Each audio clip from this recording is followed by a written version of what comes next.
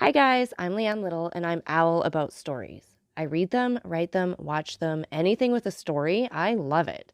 I especially love sharing them with other people, and what better way is there than to start with the classics? They're classics for a reason, right? They're amazing stories and absolutely timeless. Don't forget to hit up all those fancy buttons like, subscribe, follow, share, whatever you need to do. But most importantly, don't be afraid to reach out. I would love to connect with you, so feel free to leave any comments as you'd like, or you can even follow me over on my Buy Me a Coffee page, leannelittle.com, to message directly. So let's continue on with The Count of Monte Cristo by Alexandre Dumas. Chapter 56. Andrea Cavalcanti. The Count of Monte Cristo entered the adjoining room, which Baptistin had designated as the drawing room, and found there a young man, of graceful demeanor and elegant appearance, who had arrived in cab about half an hour previously. Baptistin had not found any difficulty in recognizing the person who presented himself at the door for admittance. He was certainly the tall young man with light hair, red beard, black eyes, and brilliant complexion, whom his master had so particularly described to him. When the Count entered the room, the young man was carelessly stretched out on a sofa, tapping his boot with the gold-headed cane which he held in his hand. On perceiving the Count, he rose quickly. "The Count of Monte Cristo, I believe," said he. "Yes, sir, and I think I have the honor of addressing Count Andrea Cavalcanti."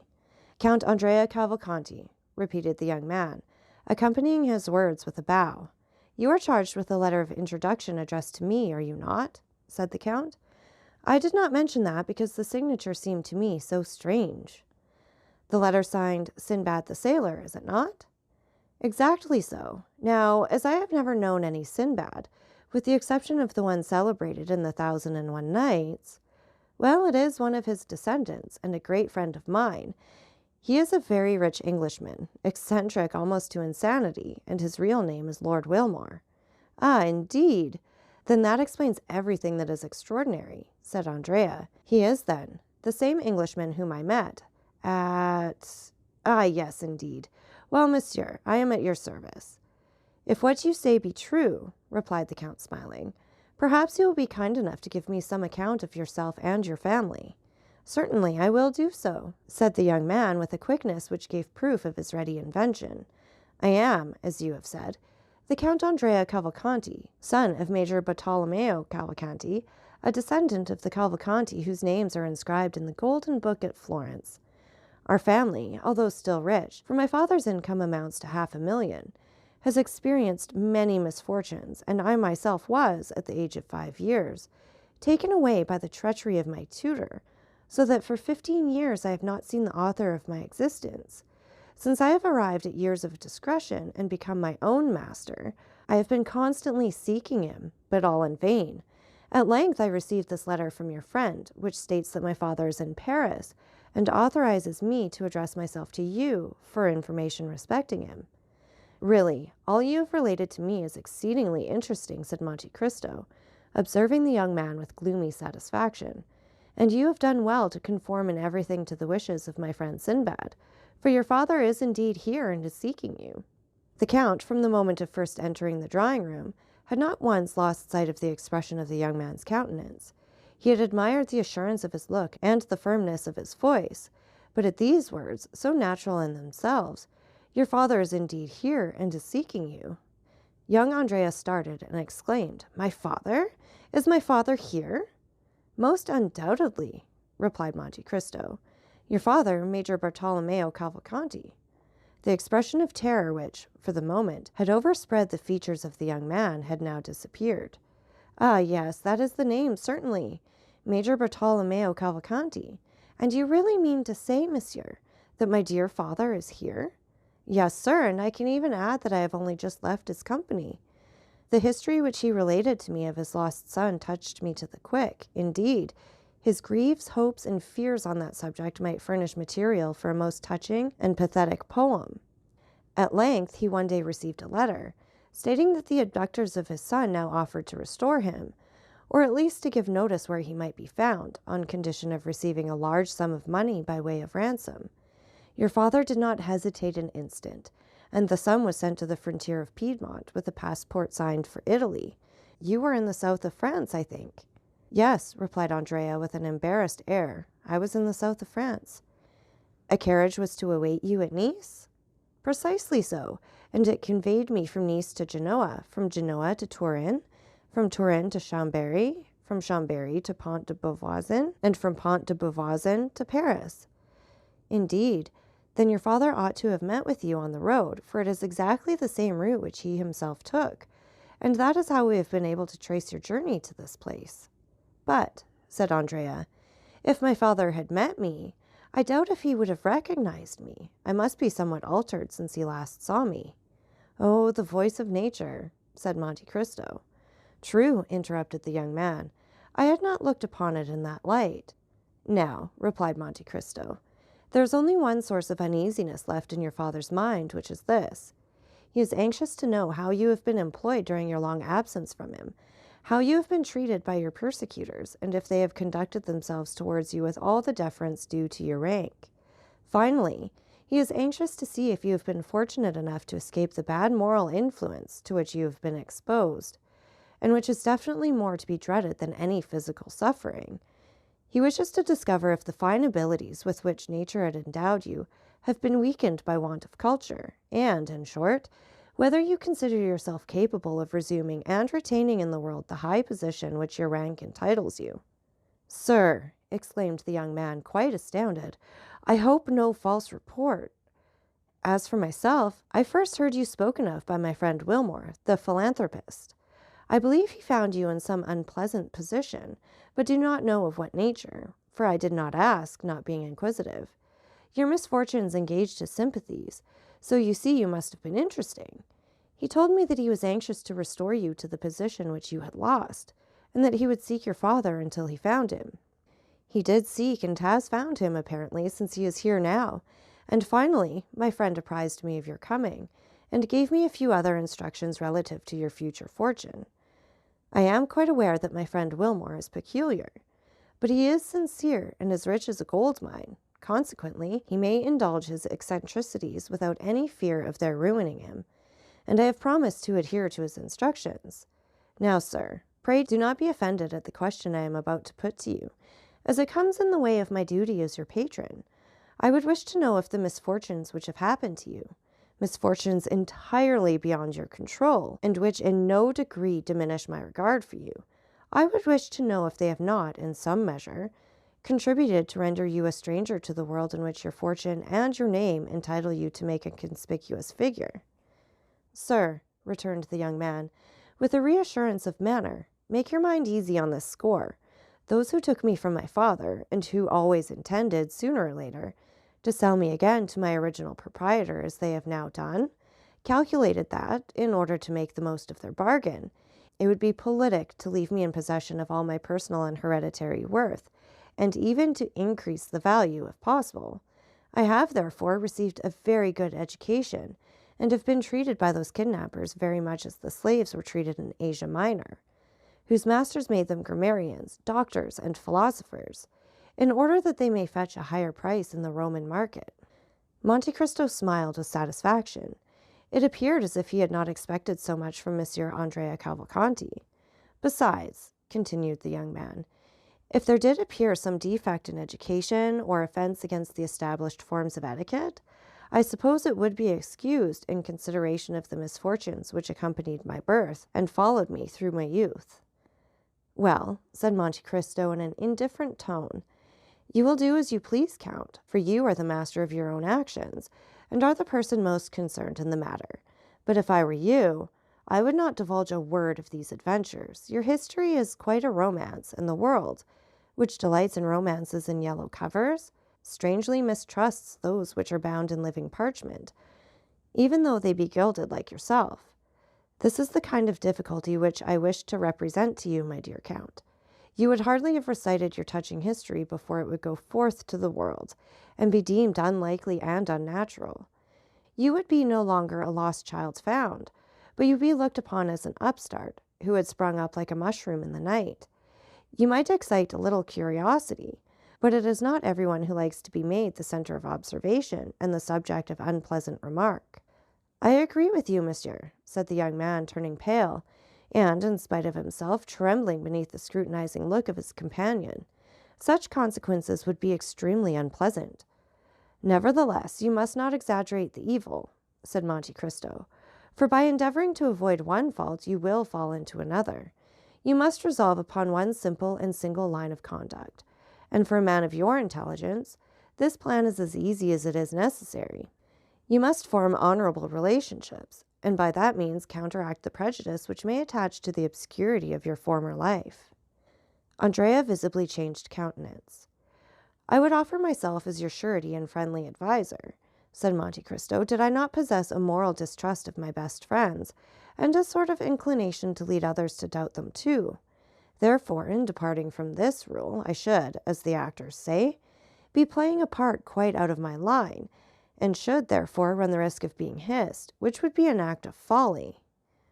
However, your Excellency, said Andrea, in consideration of Lord Wilmore, by whom I was recommended to you— Yes, certainly, interrupted Monte Cristo. But Lord Wilmore did not omit to inform me, my dear Monsieur Andrea, that the season of your youth was rather a stormy one. Ah, said the Count, watching Andrea's countenance, I do not demand any confession from you. It is precisely to avoid that necessity that your father was sent for from Lucca. You shall soon see him. He is a little stiff and pompous in his manner, and he is disfigured by his uniform, but when it becomes known that he has been for 18 years in the Austrian service, all that will be pardoned. We are not generally very severe with the Austrians. In short, you will find your father a very presentable person, I assure you. Ah, sir, you have given me great confidence. It is so long since we were separated that I have not the least remembrance of him, and besides, you know that in the eyes of the world a large fortune covers all deficits. He is a millionaire. His income is 500,000 francs. Then, said the young man with anxiety, I shall be sure to be placed in an agreeable position.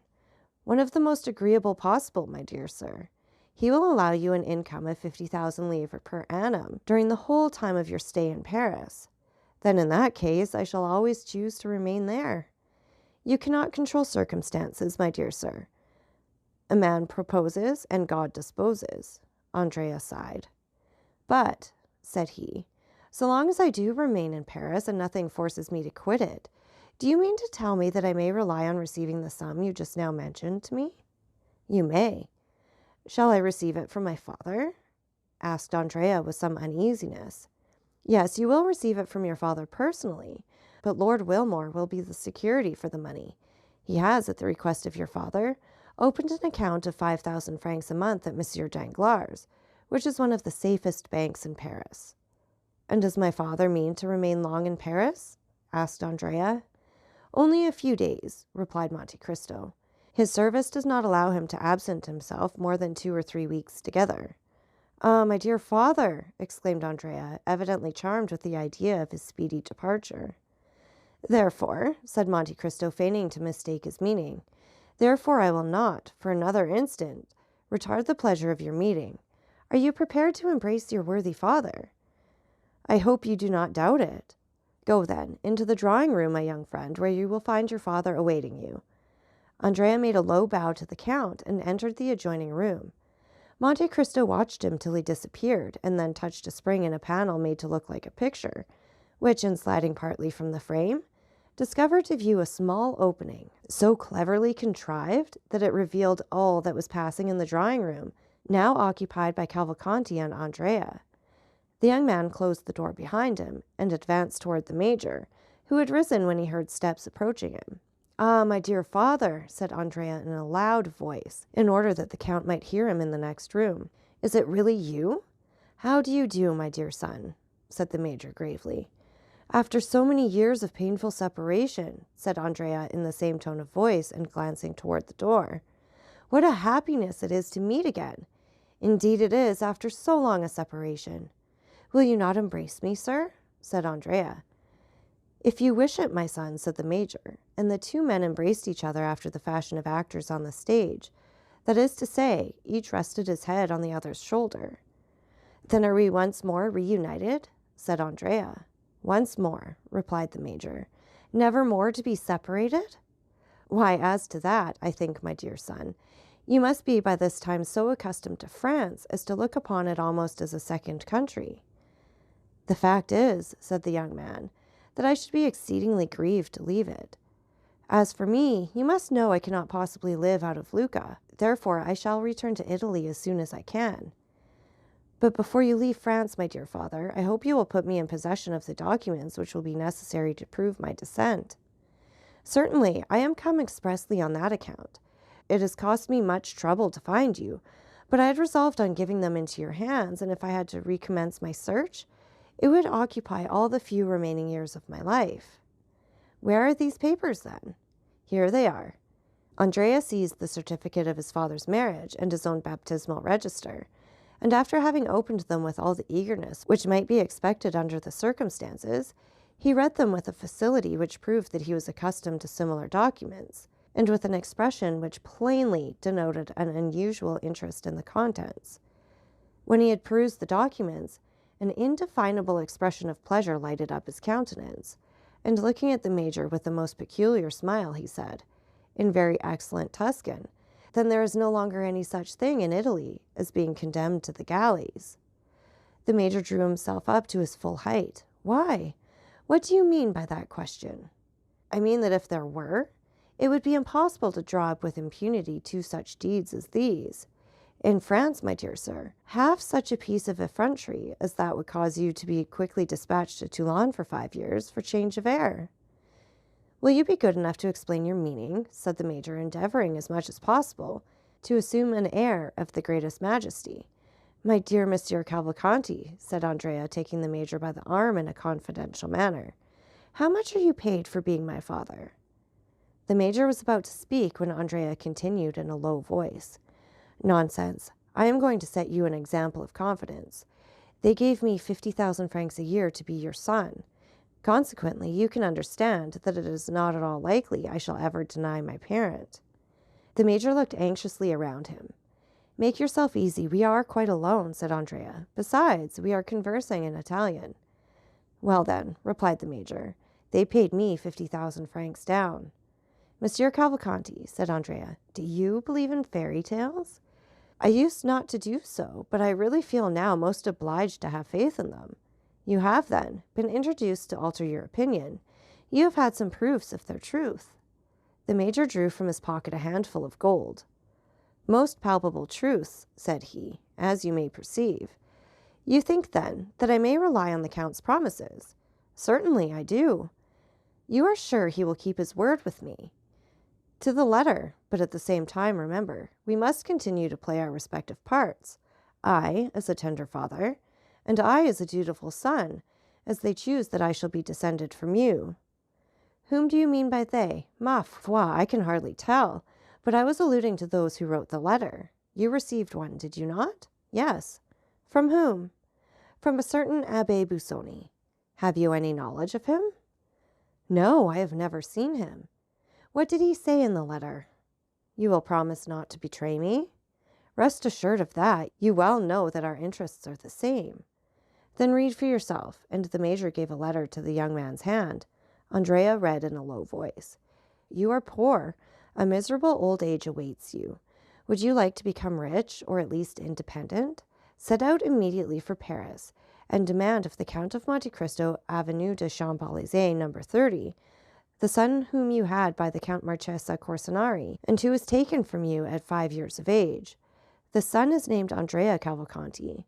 In order that you may not doubt the kind intention of the writer of this letter, you will find enclosed an order for 2,400 francs, payable in Florence and Signor Gozzi's, also a letter of introduction to the Count of Monte Cristo, on whom I give you a draft of 48,000 francs.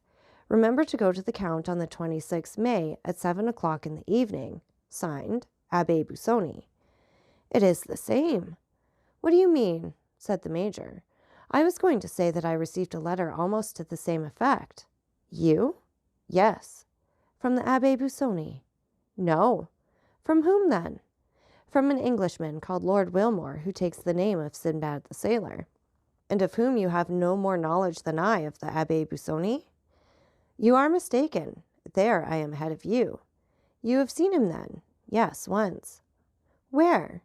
"That is just what I cannot tell you. If I did, I should make you as wise as myself, which is not my intention to do." "And what did the letter contain?" Read it. You are poor, and your future prospects are dark and gloomy. Do you wish for a name? Should you like to be rich and your own master? Parbleu, said the young man. Was it possible there could be two answers to such a question? Take the post-chaise, which you will find waiting at the Porte de Gênes as you enter Nice, pass through Turin, Chambéry, and Pont de Beauvoisin, go to the Count of Monte Cristo, Avenue de Champs-Élysées on the 26th of May at 7 o'clock in the evening, and demand of him your father. You are the son of the Marchese Cavalcanti and the Marchesa Olivia Corsinari. The Marquise will give you some papers which will certify this fact and authorize you to appear under that name in the Parisian world. As to your rank, an annual income of 50,000 livres will enable you to support it admirably. I enclose a draft for 5,000 livres, payable on Monsieur Ferrea, banker at Nice, and also a letter of introduction to the Count of Monte Cristo, whom I have directed to supply all your wants. Sinbad the sailor. Said the major. Very good. You have seen the Count, you say? I have only just left him. And has he conformed to all that the letter specified? He has. Do you understand it? Not in the least. There is a dupe somewhere. At all events, it is neither you nor I. Certainly not. Well, then. Why, it does not much concern us. Do you think it does? No, I agree with you there. We must play the game to the end and consent to be blindfolded. Ah, you shall see. I promise you I will sustain my part to admiration. I never once doubted your doing so. Monte Cristo chose this moment for re-entering the drawing-room. On hearing the sound of his footsteps, the two men threw themselves in each other's arms, and while they were in the midst of this embrace, the Count entered. Well, Marquise, said Monte Cristo, you appear to be in no way disappointed in the son whom your good fortune has restored to you. Ah, your Excellency, I am overwhelmed with delight. And what are your feelings? Said Monte Cristo, turning to the young man. As for me, my heart is overflowing with happiness. Happy father, happy son, said the Count. There is only one thing which grieves me, observed the major, and that is the necessity for my leaving Paris so soon. Ah, my dear Monsieur Cavalcanti, I trust you will not leave before I have the honor of presenting you to some of my friends. I am at your service, sir, replied the major. Now, sir, said Monte Cristo, addressing Andrea, make your confession. To whom? Tell Monsieur Cavalcanti something of the state of your finances. Ma foi, monsieur, you have touched upon a tender chord.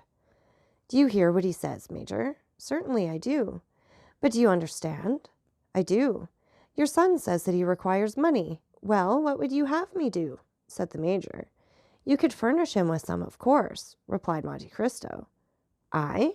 Yes, you, said the Count, at the same time advancing toward Andrea and slipping a packet of banknotes into the young man's hand. What is this? It is from your father. From my father? Yes.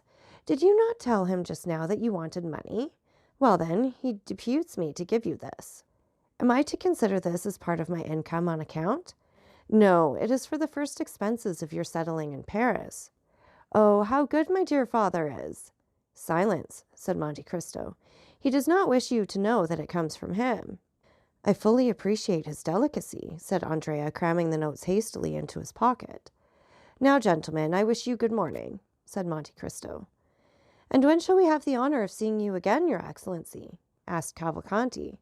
Ah, said Andrea, when may we hope for that pleasure? On Saturday, if you will. Yes, let me see. Saturday. I am to dine at my country house at Auteuil on that day, Rue de la Fontaine, number 28. Several persons are invited, and among others, Monsieur Danglars, your banker. I will introduce you to him, for it will be necessary he should know you, as he is to pay your money. Full dress? Said the mayor, half aloud. Oh, yes, certainly, said the Count. Uniform, cross, knee breeches. And how shall I be dressed? Demanded Andrea. Oh, very simply. Black trousers, patent leather boots, white waistcoat, either a black or blue coat, and a long cravat. Go to Blin or Veronique for your clothes. Baptistin will tell you where if you do not know their address. The less pretension there is in your attire, the better will be the effect, as you are a rich man. If you mean to buy any horses, get them off Devido, and if you purchase a phaeton, go to Baptiste for it. At what hour shall we come? Asked the young man. "About 6:30. "We will be with you at that time," said the major. The two Cavalcanti bowed to the count and left the house. Monte Cristo went to the window and saw them crossing the street, arm in arm. "There go two miscreants," said he. "It is a pity they are not really related." Then, after an instant of gloomy reflection, "Come, I will go see the Morels," said he. "I think that disgust is even more sickening than hatred." So that's it for this chapter. And again, take a minute to like, subscribe, and share. And don't forget that I love hearing from all of you. So please leave any comments you'd like, or you can follow me over on my Buy Me a Coffee page, leannelittle.com. That's LIANELITTLE.com. And thank you so much for listening. Remember, it's Owl about the story. Have a great day.